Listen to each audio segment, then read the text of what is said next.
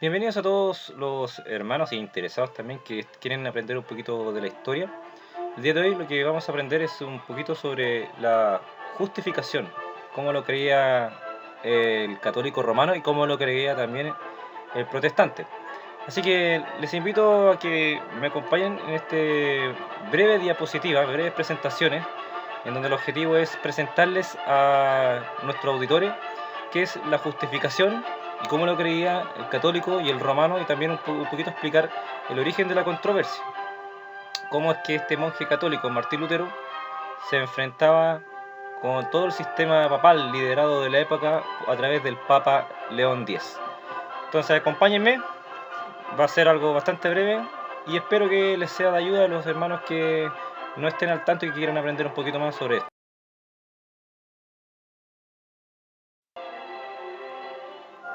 Primero, entonces lo que vamos a hacer es eh, ir al origen de todo, el comienzo del debate. Todo el comienzo del debate surge a través de con la siguiente pregunta: ¿cómo puede un pecador llegar a poseer la justicia necesaria? ¿Cómo puede? Y esa pregunta se la hizo Martín Lutero. Pero antes de que llegara a hacer esta pregunta, ya había un sistema ya que estaba adecuado, y prácticamente la mayoría de parte de la iglesia no dudaba y tenía una postura definida con respecto a la justicia. Pero vamos a la etimología. La palabra justificar en la etimología viene del latín justificare, que significa demostrar algo que es aceptable, adecuado o correcto. La palabra jus en latín significa derecho y facere significa hacer. Así que justificare significa literalmente hacer derecho, hacer algo aceptable, hacer algo correcto. La Real Academia Española lo define en al menos 6 tipos de definiciones. Yo he elegido dos de ellas. Dos de estas dice: probar algo con razones convincentes, o rectificar o hacer justo algo. La concordancia Strong, a través del griego y el hebreo, ustedes lo pueden ver, los que tienen la concordancia Strong, en griego es dikaio, que significa, o decayó, que significa considerar, hacer justo o inocente. Y la palabra en hebreo es sadak, que significa hacer justicia, absolver o purificar. Un poquito más de introducción. La base de la controversia radica en una palabra en términos académicos, que en términos académicos, cuando se debatía y se explicaba y se enseñaba, todo se hacía en latín. Y viene con una enseñanza de Aristóteles respecto a una estatua. Esto iba a llamarse causa instrumental. La causa instrumental simplemente significa el medio por el cual ocurre algo. Es el instrumento por el cual ese algo ocurre. Esta es una enseñanza a través del escolasticismo que se crió el catolicismo romano a través de su máximo artífice, que fue Tomás de Aquino, donde volvieron a muchas ideas y conceptos filosóficos a través de Aristóteles. Para Aristóteles, referente a una estatua, había muchas causas. Existía la causa material, que es la causa por la cual está hecha la estatua. Existía también la causa formal, por la cual es la visión final del artista o planos de la estatua que tiene en su mente. Es decir, en su mente el artista tiene una definición de cómo hacer esa estatua, de qué forma darle.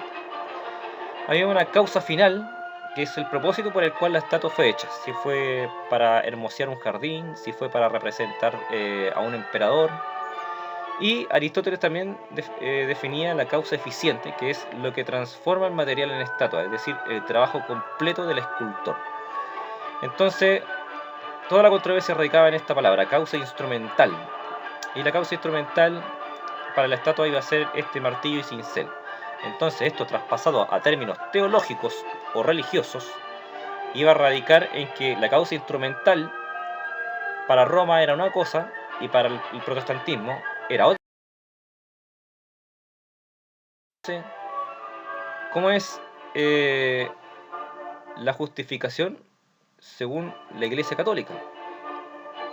La Iglesia Católica definía la justificación de la siguiente manera: para la causa instrumental era simplemente el bautismo. Y el bautismo iba a ser por el medio por el cual ocurre algo, y ese algo es que la justicia de Dios se derrama en el alma. Hay una infusión de gracia. Ya, esta infusión de gracia que cual se derrama en el alma es hace posible la justificación humana. No es que me justifique, sino que hace posible la justificación humana. Y aquí la persona tiene que cooperar o hacer dos cosas. Estas dos cosas, una de ellas es cooperar con la difusión de gracia haciendo obras, y la otra es no cometer pecados mortales. Haciendo estas dos cosas, entonces, la persona obtiene algo que en términos teológicos y del catolicismo romano lo creía en la época, algo que se llama estado de gracia o estado de justificado. Es decir, prácticamente es sinónimo de ser una persona salva. Es decir, si la persona lograba no cometer pecados mortales y cooperar con obras, con esta difusión de gracia que se le ha dado, la persona era salvada. Respecto a no cometer pecados mortales, Roma definía pecados veniales y pecados mortales. Los pecados veniales son aquellos pecados que no tienen la capacidad, no son de la gravedad para hacer morir el estado de gracia o el estado de justificado. El pecado mortal sí, por algo se llama pecado mortal, porque tiene la capacidad de hacer morir esta gracia o justificado. Y por lo tanto, si yo cometo un pecado mortal, lo que ocurre con la persona es que esa persona ahora pierde el estado de justificación o el estado de gracia, y de aquí es donde sale el concepto de que la salvación se pierde. Por lo tanto, es netamente una idea católica romana el concepto de que la salvación se pierde. Y ¿cómo la persona hacía ahora para tratar de volver al estado de justificado, al estado de gracia, o volver a ser salvo? Tenía que atravesar una larga puerta llamada penitencia. Y tenía que partir desde la base. Primero lo que tenía que hacer era confesar sus pecados ante un sacerdote católico. Y bajo la guía de este sacerdote católico, la persona tenía que hacer actos de contrición. Estos actos de contrición eran, por ejemplo, dar limosna, ir en un peregrinaje a Roma, etcétera, etcétera. Son actos que simplemente me van a ayudar para que el sacerdote en algún momento dictamine mi absolución, es decir, que mis pecados han sido perdonados. Una vez que yo tengo la absolución bajo el sacerdote, yo sigo dependiendo de él, esta vez para hacer otra cosa, para hacer obras de satisfacción. Y aquí las obras de satisfacción se dividen en dos conceptos. Primero, son los méritos, llamados en términos teológicos mérito de congruo, y el otro concepto es el mérito de condigno. ¿En qué se basa esta obra de satisfacción? Los méritos de congruo son aquellos méritos por los cuales no son suficientes para mover a Dios para que me traspase el estado de gracia o el estado de justificado. En cambio, los méritos de condigno sí tienen esa capacidad de mover a Dios para que me dé ese estado de gracia o el estado de justificado. Y para eso Roma daba el ejemplo del martirio. Todos aquellas personas, aquellos cristianos que murieron por martirio, fueron porque ese mérito fue un mérito de condigno, fue un mérito que mueve a Dios a darme la justificación o la salvación de mi alma. El eje de la controversia nace justamente porque Martín Lutero se opuso a estos dos conceptos, especialmente al mérito de congruo. ¿Por qué? Porque en el mérito de congruo es donde encontramos la venta de indulgencia. Aquí es en el mérito de congruo en donde Martín Lutero se opuso con tan aveniencia, y al final, ya avanzada su teología, vino a acabar con el mérito de congruo y el mérito de condigno, diciendo que los únicos méritos que me ayudan a estar en un estado justificado son los méritos de Cristo. Así que, básicamente, bajo el concepto católico romano, la justicia es inherente, es decir, Dios declara justo a una persona porque esa persona llega a tener una justicia propia, llega a tener una justicia inherente, llega a ser una persona justa. Así, la persona puede obtener su estado de justificado o estado de gracia y puede ser una persona salva. Cabe mencionar aquí que Roma no niega la salvación por fe y por gracia. Roma afirma la salvación por fe y por gracia. Lo que hace Roma es agregarle, es sumarle a la fe y a la gracia otras cosas que pueden hacer el hombre. Por lo tanto, lo que hace Roma el catolicismo romano es decir que la fe y la gracia no son suficientes para darme un estado de justificado o para salvar mi alma.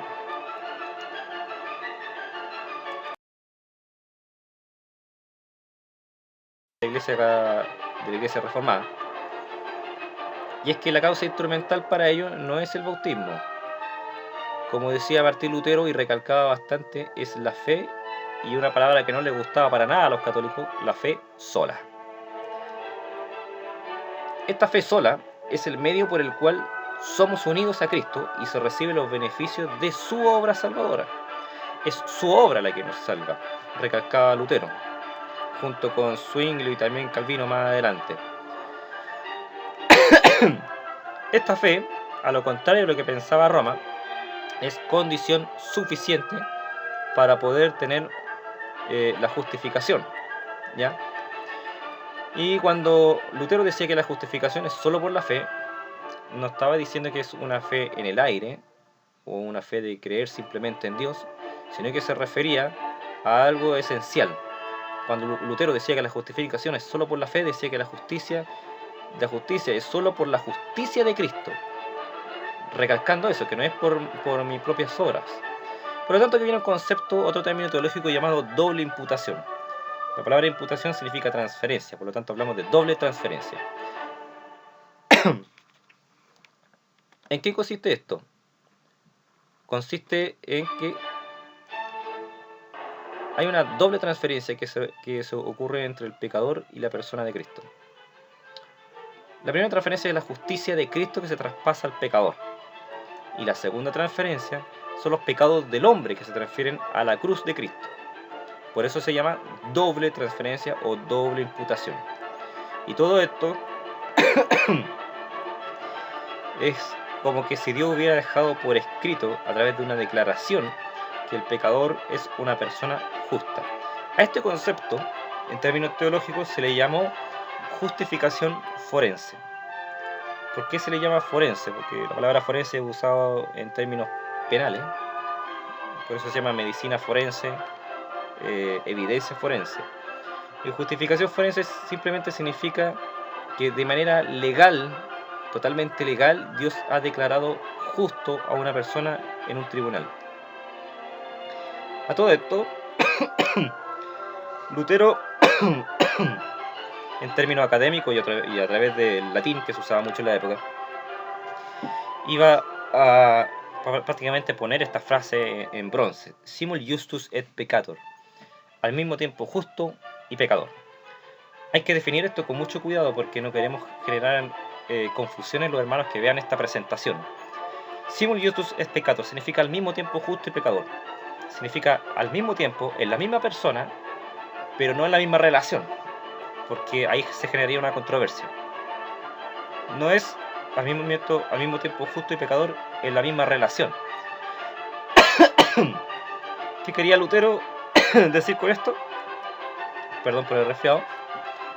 Es simplemente decir que en virtud de la imputación de Cristo, o de la transferencia de Cristo, es considerado justo ante los ojos de Dios. Es decir, a través de estas declaraciones hemos sido declarados justos, pero todavía somos pecadores. ¿Por qué? Porque hemos comenzado el proceso de satisfacción, el proceso de santificación, en donde cual nos asemejaremos más y más a Cristo, hasta poder llegar a ser una persona sin pecado. Espero que se haya entendido lo que estamos diciendo hasta el momento. Simul justus et peccator, entonces, al mismo tiempo justo y pecador. Y todo esto, Lutero apuntaba a una sola cosa: a través de la fe. Y esta fe salvadora iba a tener dos conceptos. Uno es notitia, es una palabra en latín que significa que esta fe salvadora no es una fe en el aire, no es una fe en la imaginación de las personas, sino que hay una información que tiene esta fe salvadora, que es el Evangelio. Hay una información que me habla de la muerte de Cristo, de su sangre, de su resurrección, de su muerte, hay una información detrás de esta fe salvadora que tiene que ser, expuesta. El otro concepto en latín es ascensus. ¿Qué significa ascensus? Significa la aceptación intelectual, el entendimiento intelectual de esta noticia, de esta información que tiene la fe salvadora de este evangelio. No solamente tiene que haber una información, sino que tengo que creerla, tengo que aceptarla. Y ahora yo podría tener ascensus y notitia, y aún así no podría no podría ser salvo, no podría ser justificado, porque falta el último concepto, que es fiducia. Fiducia en latín es simplemente creer de corazón, aceptar el sacrificio de Cristo de corazón, de una manera plena y una confianza totalmente llana en la persona de Cristo, lo que esta información me ha dado. Yo le decía que podíamos tener notitia y ascensus y aún así no poder ser salvos, porque falta lo más importante, falta fiducia, falta creerlo con el corazón, falta esa confianza plena de que esta información y de que lo que yo estoy leyendo es verdad, realmente ocurrió. Entonces, a través de esto nosotros podemos entender que el concepto reformado es que la justicia, al contrario de Roma, que es una justicia inherente, para el protestantismo la justicia es ajena, porque pertenece a la persona de Cristo, la cual nos ha sido transferida a nosotros. Así la persona obtiene la salvación, obtiene la justificación de su alma. Más entonces, porque para aquellos que piensan que el catolicismo romano no tiene justificación bíblica, la verdad es que sí tienen justificación bíblica. Independientemente de la que ustedes digan que están errados hermenéuticamente y todo lo demás, pero lo que sí yo quiero dar a entender es que sí tienen fundamento bíblico. El que creyere y fuere bautizado será salvo, mas el que no creyere será condenado. Marcos 16:16. Vosotros veis pues que el hombre es justificado por las obras y no solamente por la fe. Santiago 2:24, texto bastante conocido. Mas el que perseverare, mas el que persevera hasta el fin, este será salvo. Mateo 24:13. Mientras que en el ámbito de la reforma también tiene sus textos que también van a ser su base. En el caso de la reforma es Filipenses 3:9, dice: ser hallado en él, no teniendo mi propia justicia, que es por la ley, sino la que es por la fe de Cristo, la justicia que es de Dios por la fe. Gálatas 2:16, un texto muy usado por Martín Lutero: sabiendo que el hombre no es justificado por las obras de la ley, sino por la fe de Jesucristo. Nosotros también hemos creído en Jesucristo para ser justificados por la fe de Cristo y no por las obras de la ley, por cuanto por las obras de la ley nadie será justificado. Terminando ya entonces, un breve resumen sobre la postura católica romana y la postura reformada, para poder terminar este video. En el caso instrumental entonces para el catolicismo es el bautismo, mientras que para los protestantes la fe, solamente la fe. Hay una justicia que es infundida en la persona del pecador bajo el concepto católico romano, mientras que para la postura reformada es una justicia que ha sido transferida al pecador, que ha sido imputada. A esto le lleva también que, en otras palabras, la justicia es inherente, es decir, una persona es justa porque esa persona llega a ser justa a través de sus méritos. Mientras que en la postura reformada la justicia es totalmente ajena, porque pertenece a la persona de Cristo. Roma le llama a este término también la justificación analítica. ¿Qué quiere decir esto? Quiere decir que en términos, por ejemplo, de sujeto y predicado, del sujeto no se dice nada nuevo, no se le agrega nada nuevo en cuanto al predicado. En cambio, la postura reformada es justificación sintética. ¿Qué significa sintético? Significa que al sujeto se le agrega algo nuevo, al sujeto se le agrega algo nuevo en el predicado, que no está en una esencia en el sujeto. A eso se le llama algo sintético, porque se le agrega algo que el sujeto de por sí no trae. Gracia más mérito es la postura católica romana, mientras que para la postura reformada es solamente por gracia. Sola gratia es una de las 5 solas que postulaba la reforma. Fe más obras decía la postura católica romana, mientras que la postura reformada decía solamente por fe. La justicia de Cristo más la nuestra. Así funcionaba el sistema católico romano, mientras que la postura reformada es solo la justicia de Cristo. Y para finalizar, la postura católica romana decía que la salvación se pierde, o la justificación se pierde. No hay una seguridad en la salvación. Mientras que la postura reformada sí hay seguridad de salvación. Es decir, nosotros podemos descansar plenamente en los méritos de Cristo, de que no perderemos nuestra salvación, no perderemos nuestro estado de justicia. Bien, aquí llega el fin de esta breve presentación. Espero que hayas podido ser claro, que le haya gustado el tema de fondo, la novena sinfonía de Beethoven. Lo elegí especialmente para hacer esta presentación. Un saludo a todos los hermanos que me conocen. Creo que ha sido de provecho esto.